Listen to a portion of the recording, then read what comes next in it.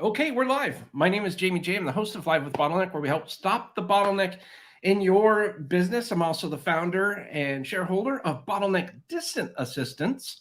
And I'm really looking forward to talking with John Goldhill today. And I'm going to introduce you to him in just a moment. So let's go ahead and kick this thing off. We'll come back in about 43 seconds and enjoy another episode of Live with Bottleneck. Stay tuned.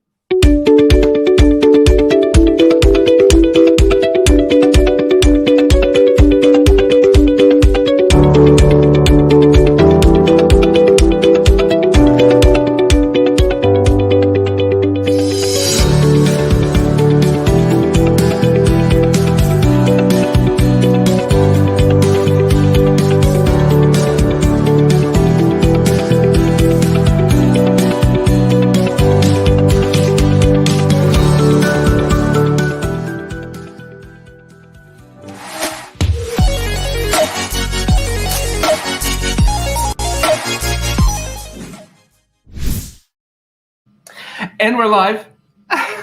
My name is Jamie J, host of Live with Bottleneck, where we help stop the bottleneck in your business. I was hoping that the standing desk would be a little bit quicker today, but it wasn't. What can you do? I'm super excited today. I'm talking with John Goldhill, and I want to introduce him to you, and we're going to have a great discussion today. And I just want to share the screen here. Jonathan is the president of the Goldhill Group, and we're going to be talking about disrupt the market and wipe out the competition by setting priorities and staying laser focused on achieving your goals. And by the way, I have had a brief discussion with Jonathan. We're not talking this from a bad, dark place about wiping out the competition.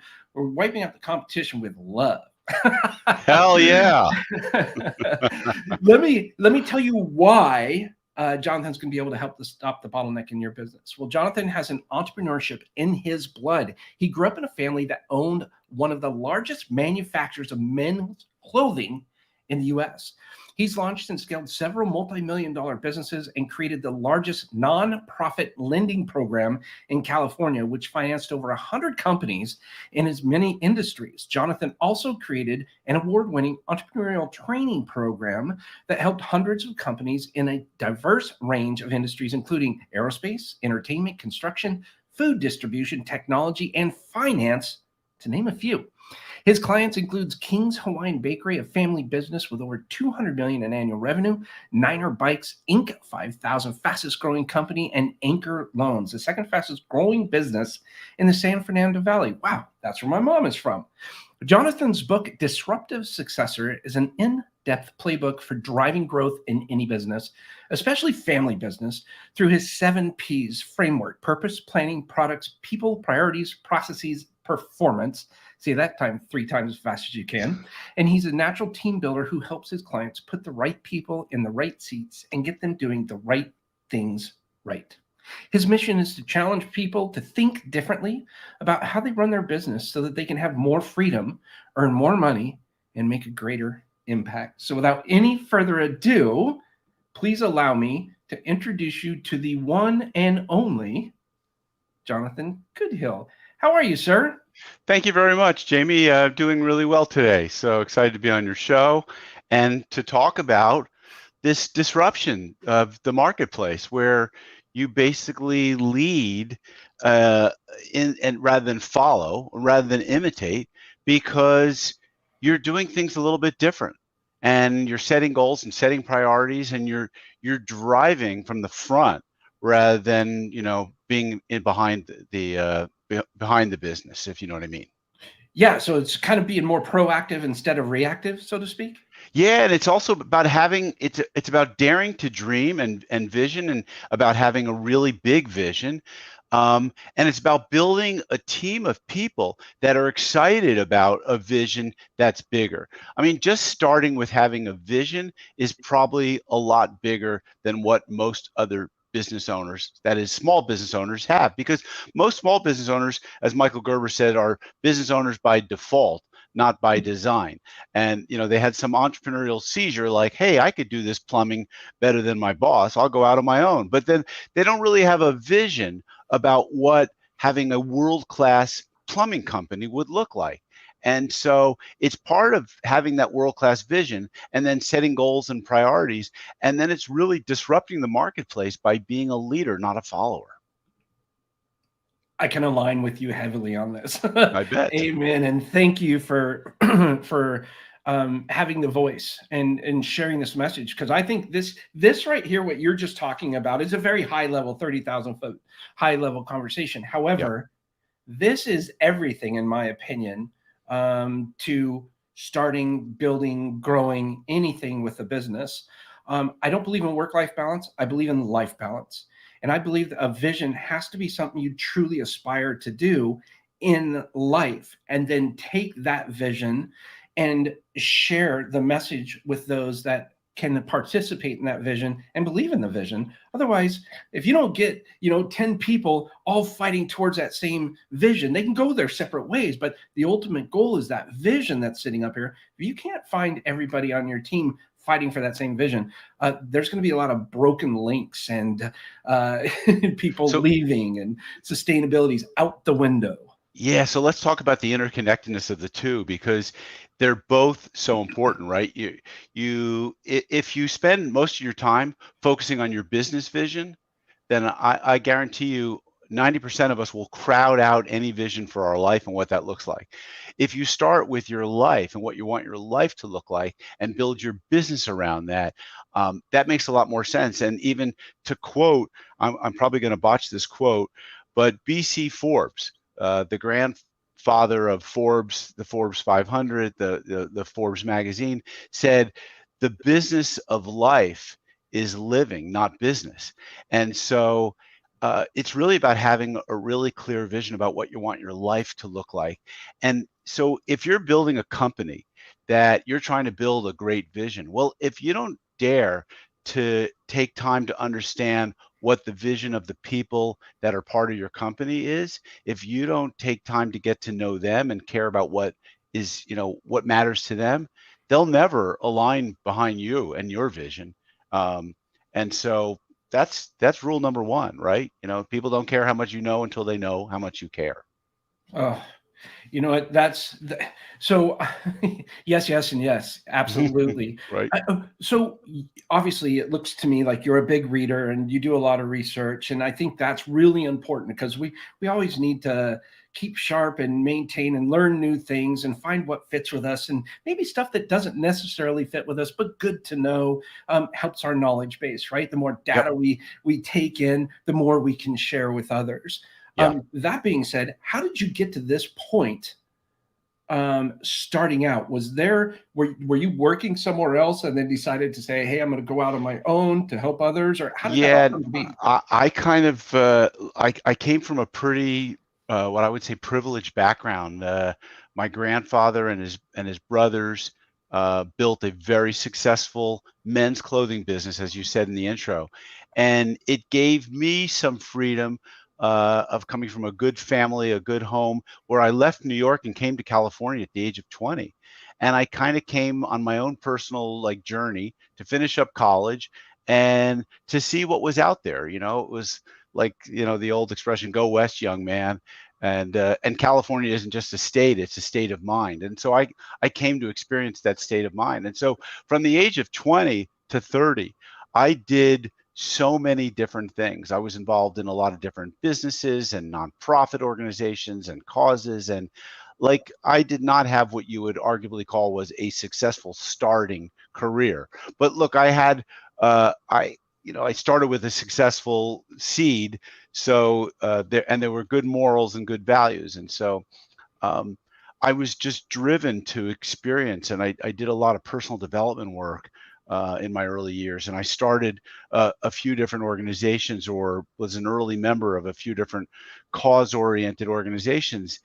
And so I learned what it was like to organize groups of people, communities, and then even organize myself. And by the time I was 30, I had just finished getting my MBA from USC in entrepreneurship and management consulting. And I knew that starting a business, I didn't know of a business that I wanted to start of other than being a consultant and helping others start their business. And so that's what I've been doing pretty much since 1989. which is a Wow. long time, right? So that's like 30 plus years. And I built an agency that served literally 10,000 probably plus business owners, getting entrepreneurial training, getting loans from our company. We got money from the government and reloaned it out to the small businesses.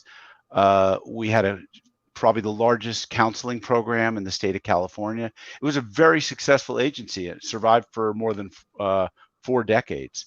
Wow. And I went out on my own in in the year 2000, after joining a .com company. Was one of several ventures that I had either started or joined that failed within the first couple of $1 million of revenue. And I thought, there's got to be a better way to do these things. And that's when I applied my business school and learned some coaching truths. I wasn't a big fan of Michael Gerber's book, The EMyth, which I quoted earlier, but Really? I was not, because I went to business school, and I like people in business school did not think that Michael Gerber's book was like, this is not what MBAs are reading, but this was what most small business owners were reading. And so it took me a long time to learn that small business owners had many of the same problems. And they just were isolated from each other, and they didn't understand these problems, and that they needed a book like The EMyth, or a book I gave out to many people called Becoming a Strategic Business Owner, which was basically like how to develop a mindset around what an owner should do, what a leaders do, how to market, how to sell. I mean, it was literally a mindset book. And that mindset shift was what got me into coaching, and then following up learning about leadership and scaling up systems, and then realizing that, God, family business, that's my niche. That's my space. I love the family business. So I kind of came back full circle to what my family had done. And because the family unit is the main economic unit, in any The place. ultimate intersection between business and life, right? Yeah, exactly. Right. And so being able to put that all together, and then being able to bring in thought leaders like, Forbes, who is talking about the importance of business and life integration. Well, that's huge. Well, you know what? I never graduated college. As a matter of fact, I'm still paying on my college loans. Oh, I wow. never finished. I went Whoa. out on my own early on. I'm a huge fan of Michael Gerber and the EMyth Revisited. I love that because it kind of empathizes with that small business type mentality. You get into business because you like one thing, and then all of a sudden, all this other crap happens. You don't like that, right? So that's where I think you do a wonderful job of taking that MBA, that structured knowledge learning, into the world of a Yeah. small E entrepreneur. Yeah.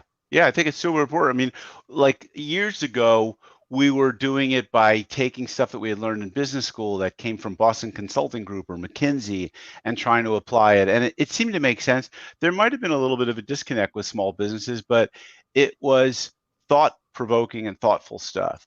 But, really now, after many years of being in the trenches, working with, having my own small businesses, understanding, being able to relate to the problems that business owners have, there are many similar tools that work across every single business. I'll give you an example.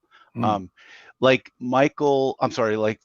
Stephen Covey took the 80-20 principle that was developed by Vilfredo Pareto, and then a management economist or whatever in Italy, and applied it to personal life. And then, so that's been applied to business, which is like, so what are the vital few things that really are in your zone of brilliance or genius and are going to really move the needle versus the trivial many things that you do? And how do you sort and separate those? How do you delegate the things that are not vital to someone else, to other people to whom that might be vital to them because they're passionate about it? This one tool alone has been one of the silver bullet tools in my tool belt since 2004, and it's changed many a business owner's life because it's been able to help them to elevate out of stuff that they don't like doing, that might be in their zone of competence or in their zone of incompetence, and get them focusing on their areas of brilliance. That's genius work. And that doesn't matter what industry you're in. You can apply that, and you can apply that in life as well. You know, Jonathan, I'm so glad you brought that up. We here at Bottleneck have a provocative point of view. Mm-hmm. I think you're going to laugh when you hear this in a good way. Our provocative point of view is we help business leaders stop doing the wrong thing so they can focus on doing their best work. Yeah, exactly. I mean, right? Come on, wake up. Hello, right? Smell the coffee. There's things that you don't like doing, and yet you continue to do them because you think that you're the best at it, or you can't find someone else to do it, or it's too difficult to train or teach someone, or you have a lot of excuses or reasons why you do stuff.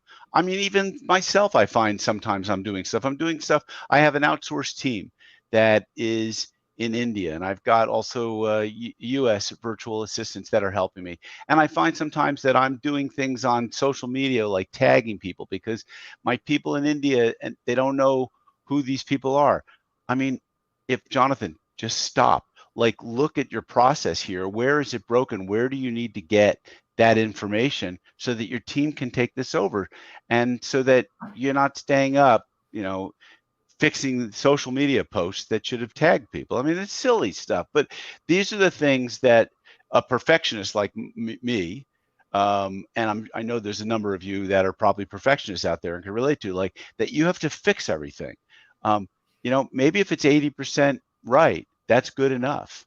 And you need to move on to the stuff that you can really make a difference in. And if you're not good at putting processes together, then maybe you need to find a partner who's really dialed into processes and can help drive that, an operations manager. A lot of entrepreneurs are visionaries, right? And they don't love to do the day-to-day detail stuff. So find someone who really lives for that.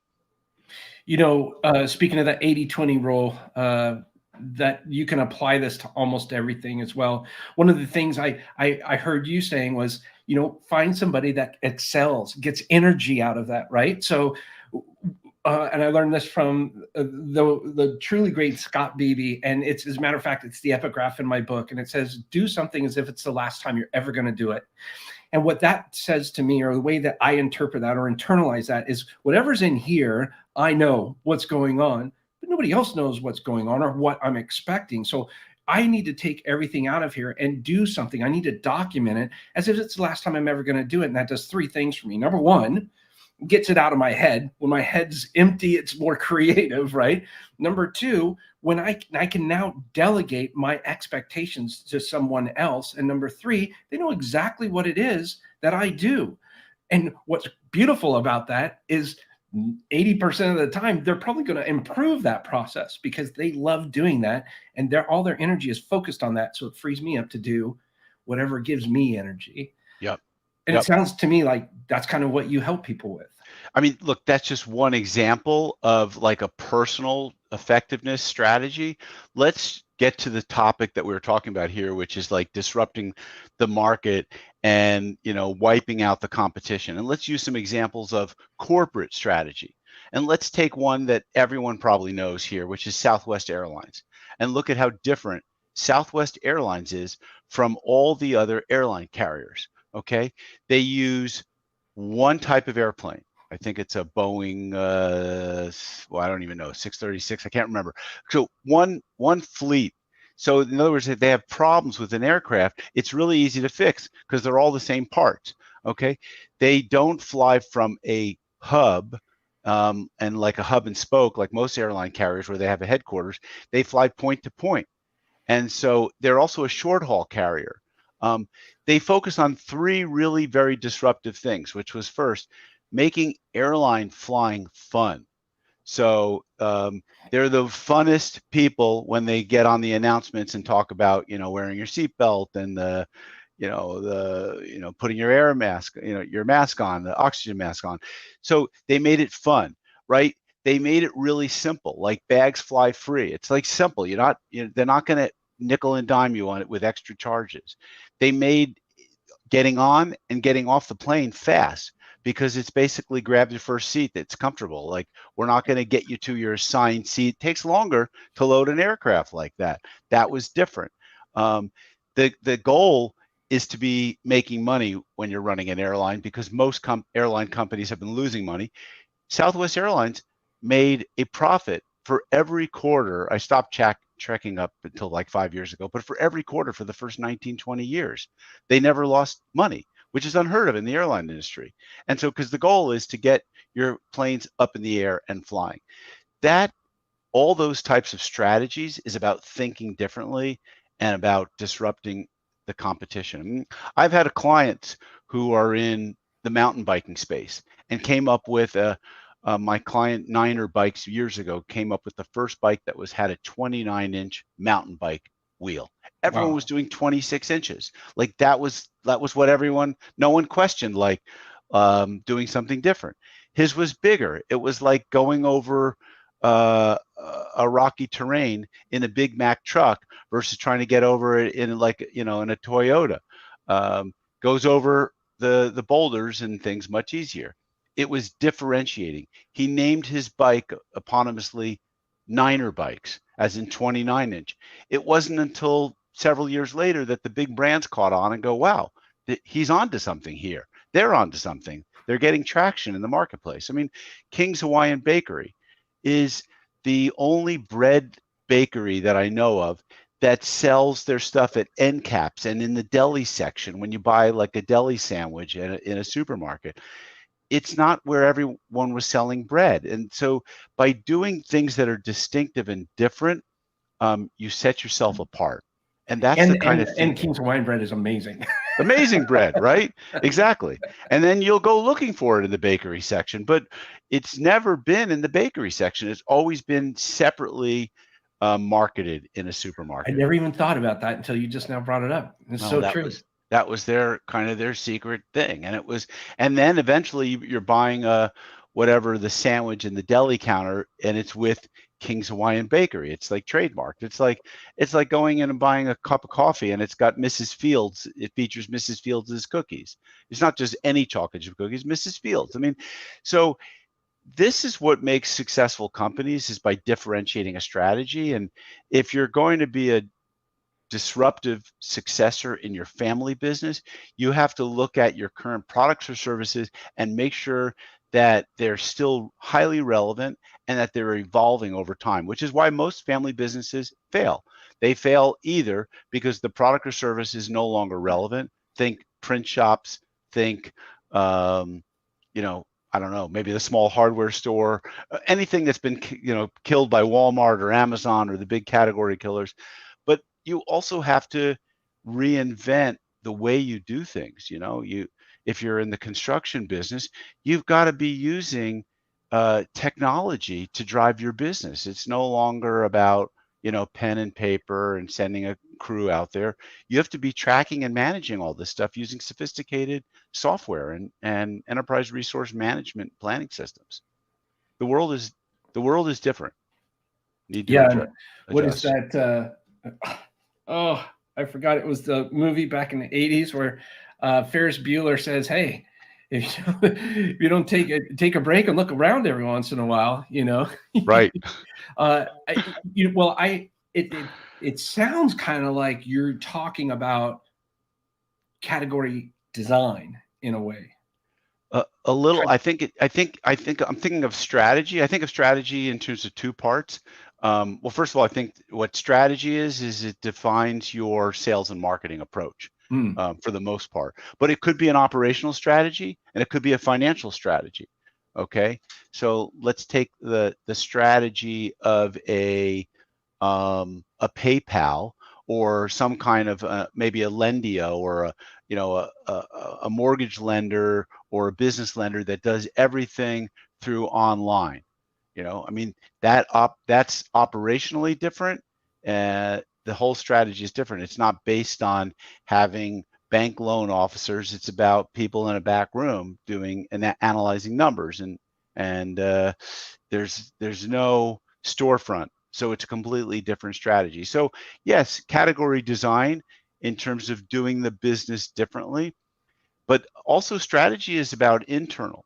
It's about your corporate culture. It's about your mission, your vision, your values, your purpose, um, because you're only as good externally as you are internally. And so if you're going to build a great team, you've got to build yourself, you've got to build your people, you've got to lead from, being empowered and confident and optimistic. And, you know, I love that. Absolutely love it. So in the title of today is to disrupt the market and wipe out the competition by setting priorities and staying laser focused on achieving your goals. If I yeah, can take out two words from that title, setting priorities, yes, how can you help somebody set priorities? Because it sounds to me like, and I want to respect your time coming up on the half hour, but setting priorities, in my opinion, is huge. You got to yeah, have the vision, you got to have the mission, you got to have all that stuff. But where do you find out what do you tackle first? Because yeah, this is a point that I would 80-20, right? yeah, 80% of the people get yeah. stuck on this point there. Yep. Yeah. And so I think we can use that same sort of like four boxes, like what do you love and what are you great at? What do you like and what are you good at? So I think we can set priorities by looking at all the things that need to get done. And we can probably put them in boxes of like what's urgent and what's important and what's not urgent and not important. And we can prioritize based on that. We have to look sometimes at balancing short term or small wins with long-term and big gains, right? If you've got a good balance sheet, meaning you've got plenty of money to burn, then you can work on more of a long haul approach and focus on something that's going to be totally game changing, a la an Amazon. It took them how many years? 10, 15, 20 before they Long even time got in to this one. profitability. Right. And that, um, so if you've got a lot of cash, then you can work on those long-term things. But otherwise, you might have to work on small wins that can get you. So priorities, I think, often takes some outside input, facilitator, or really good group think. And I think it's got to be balanced with critical measures, which we oftentimes call KPIs, key performance indicators. Um, Vern Harnish calls it kept promise indicators. So these are things that we want to measure success by. So we have to have a balance of measures that are absolutely quantitative and priorities that are qualitative. And we have to balance short term with long term in terms of figuring out what priorities are going to make the biggest impact. And usually, I would say start with your bottleneck, right? I mean, here we are, bottleneck. Uh, you know, um, Stop the bottleneck in your business. Figure out where are the choke points or the bottleneck. Usually it's at the top. It's the leader. Too many things going through that one person at the top who has to make all the decisions, has to sign off on everything, has to agree. Figure out where the bottlenecks are and figure out how to create a KPI and or a priority around eliminating that bottleneck and make it everyone's focus, if it's something that many people share in, to get that bottleneck, that neck of that bottle opened up and distributed to other people. Yes, that's Amen. thank you. You know what? A lot of times people have a tough time doing it, and it's easy if you can just put it in those four boxes. That made it Yep. super easy for me to understand what's Yep. urgent, what's Yep. important, what's not urgent, what's not important. And you can Yep. almost do like a little chart where it's kind of, it'll show you where to get started on those things. And you're right, if you don't have a lot of money, maybe there's some short-term things to bring in some sales that you can work on, and then as you start getting that put in, okay, if we do this and this and this by hitting these KPIs, little mini KPIs, maybe now we'll have enough to kind of do this and launch that. And you can also figure out your planning and all of that. But first and foremost, probably need to reach out to Jonathan Goldhill and say, hey, can you help Yeah. me out? Yeah, thanks, Jamie. Appreciate the plug. And pick up a copy of my book, Disruptive Successor, a guide to driving growth in your family business, where I present that 7 Ps framework, which is, I think frameworks are really valuable because they help us put things into perspective. I think tools are really valuable. I think Buckminster Fuller was correct when he said, give a man a tool or give a person a tool, the use of which will change their thinking. and change their behavior. So tools are really valuable. An example of a tool is that vital few, trivial many, or the 80-20 principle, or the urgent, not important exercise. Yeah, a tool that someone resonates with that they Yep. can just leverage Yep. and, like you said, build a framework around. Yep. Like, yeah. So one of the tools that I work with clients is to figure out what's your core purpose? Like, why are you in business? And don't tell me it's to make money. And don't tell me it's to, to fix toilets or whatever that, if it's, if that's your specialty and you're in plumbing. Why do you do what you do? Like, there's some other, because you could have done a lot of other things. And you can, and this could be personal as well. Like, why are you in the business that you're in the business, right? Like, if you're making 15, people say, well, you know, I don't know, they don't like this work. Well, they chose this work, even if it's $15 or $20 an hour. I mean, they could have been flipping burgers at McDonald's. They chose to be working in a ditch, for a landscape company. Like, they chose to be here. There must be something they like. So bring out that best in them and help them figure out what their vision is, what's their purpose. And meanwhile, work on your purpose, your company's purpose, and try and drive that purpose into the corporation so that it becomes a living, breathing thing that everyone becomes passionate about. And I could give you several examples, but that's a really powerful tool, is to figure out, like, why do you do what you're doing? Something must have aligned today, because this is the exact conversation I had with our team this morning. What is your why? Yeah. And you know what I did? I asked my team, I said, in any other area of your life, have you ever had anybody ask you, really, what's your why? Like, why do you wake up in the morning?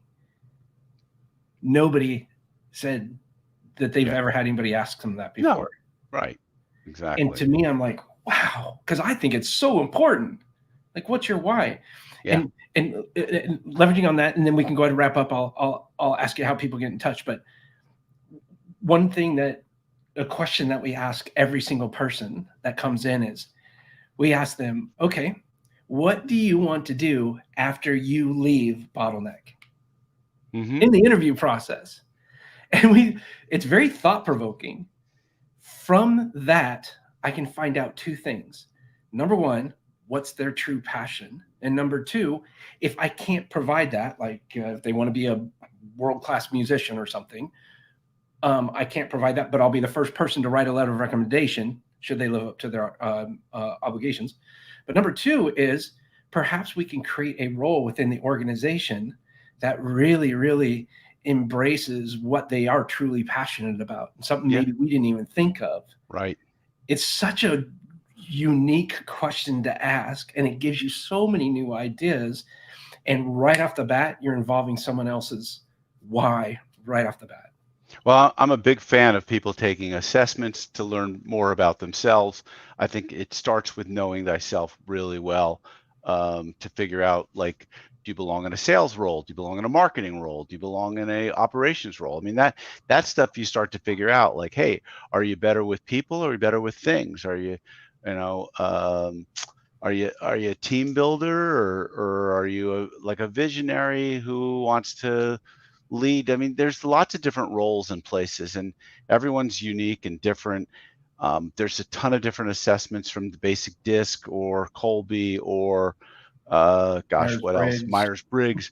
I'm a big fan. Take these things, get to learn yourself, get to know who you are, or surround yourself. I mean, pick your 5 people who know you the best, and ask, like, what am I great at?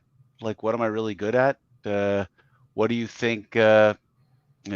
If you had to describe me as having a purpose, what would you say my purpose is? I mean, you'll get feedback. People really know you, especially if you're married and you have a wife.